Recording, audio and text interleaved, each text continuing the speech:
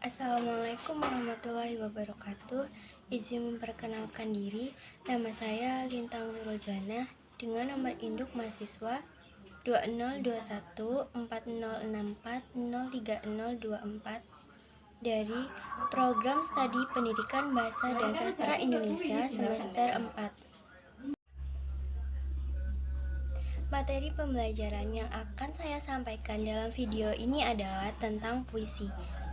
Video ini dibuat dengan tujuan untuk memenuhi tugas mata kuliah kajian drama yang diampu oleh Ibu Umi Kholidah. Selamat menyaksikan.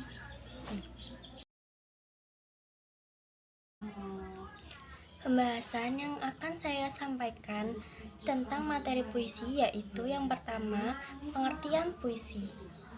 Yang kedua, ciri-ciri puisi berdasarkan jenisnya.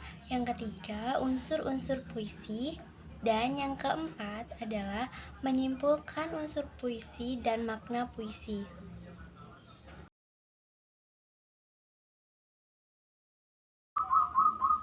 Pembahasan yang pertama yaitu tentang pengertian puisi.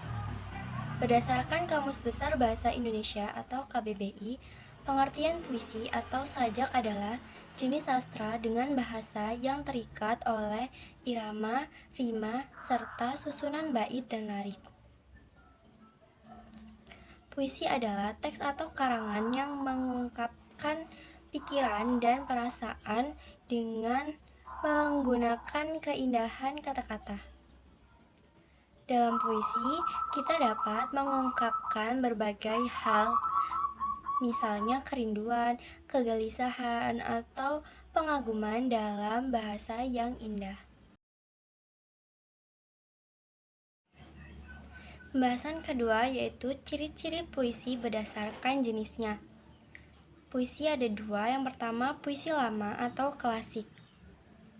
Puisi lama adalah puisi yang memiliki aturan. Ciri-ciri puisi lama yaitu yang pertama, puisi lama terikat pada jumlah baris dan rima. Selain itu, puisi lama juga terikat dengan diksi, irama, intonasi, dan hal-hal lainnya. Yang kedua, puisi lama biasanya bersifat anonim. Maksudnya adalah tidak diketahui secara jelas nama dari penulis puisi tersebut. Yang ketiga, puisi lama memiliki gaya bahasa yang statis atau tetap. Selain itu, banyak juga bahasa kelais yang digunakan. Yang keempat, puisi lama juga termasuk dalam sastra lisan. Hal ini dikarenakan puisi itu diajarkan atau disampaikan melalui mulut ke mulut. Jenis puisi yang kedua yaitu adalah puisi baru atau bebas. Puisi baru adalah sebuah puisi yang memiliki bentuk baru dan bersifat modern. Ciri-ciri dari puisi baru adalah yang pertama, nama penulis puisi tercantum.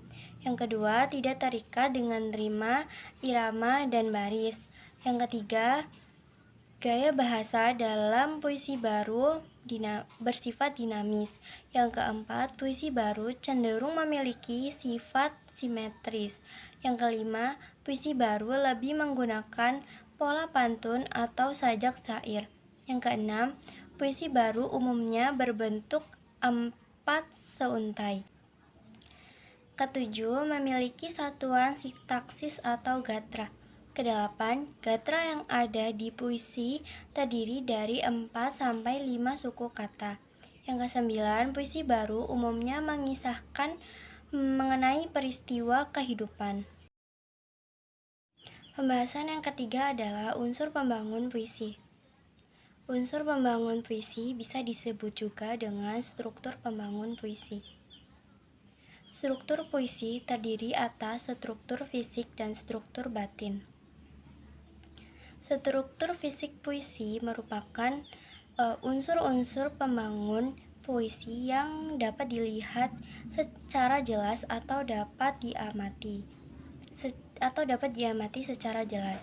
Sementara Struktur batin puisi merupakan struktur yang berhubungan dengan perasaan dan pesan yang ingin disampaikan penyair.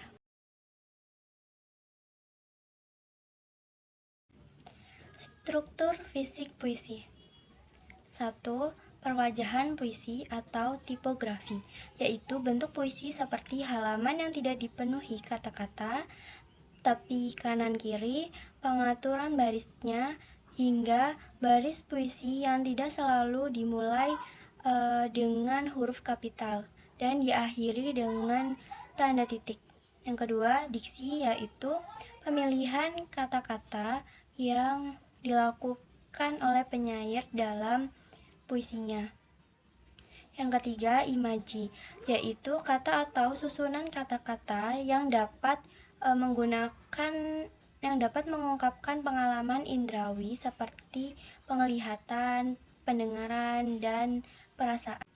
Imaji dapat dibagi menjadi 3 bagian, yaitu imaji suara atau auditif, imaji penglihatan atau visual, dan imaji raba atau sentuh, itu imaji taktil.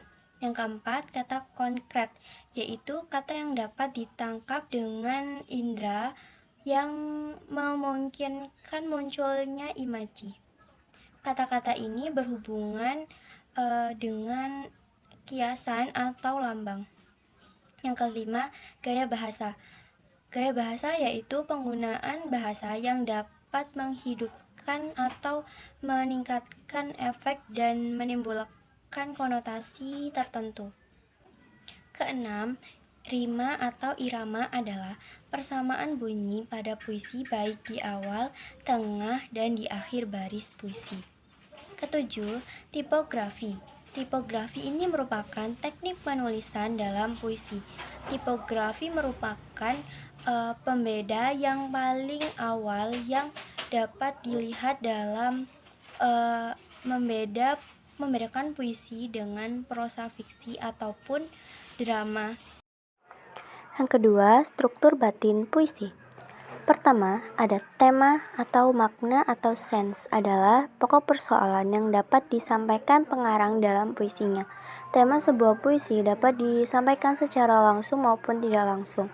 Kedua, rasa atau feeling, yaitu sikap penyair terhadap pokok permasalahan yang terdapat dalam puisinya. Ketiga, nada atau tone, yaitu sikap penyair terhadap pembacanya. Nada juga berhubungan dengan tema dan rasa. Keempat, amanat atau tujuan atau maksud atau attention, yaitu pesan yang ingin disampaikan penyair kepada pembaca. Pembahasan yang keempat yaitu menyimpulkan unsur-unsur puisi dan makna puisi. Di sini saya akan menyimpulkan unsur-unsur dan makna puisi Aku, karya Chairil Anwar. Aku, kalau sampai waktuku, ku mau tak seorang kan merayu. Tidak juga kau, tak perlu sedu-sedan itu. Aku ini binatang jalang, dari kumpulannya terbuang. Biar peluru menembus kulitku, aku tetap meradang, menerjang. Luka dan bisa aku bawa berlari hingga hilang pedih-perih. Dan aku akan lebih tidak peduli. Aku mau hidup 1000 tahun lagi. Itu adalah puisi Aku karya Chairil Anwar yang akan saya analisis makna puisinya.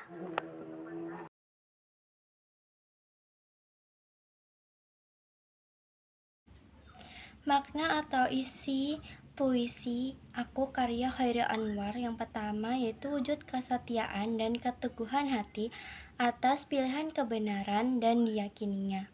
Yang kedua, keberanian dalam berjuang meskipun banyak resiko yang akan didapat, termasuk risiko untuk kehilangan nyawa atau terluka karena senjata dari musuh. Yang ketiga, semangat yang tak pernah padam.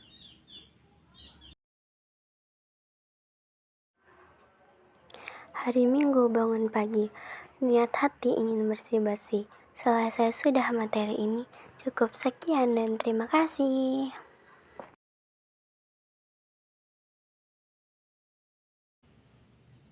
Sekian dari saya.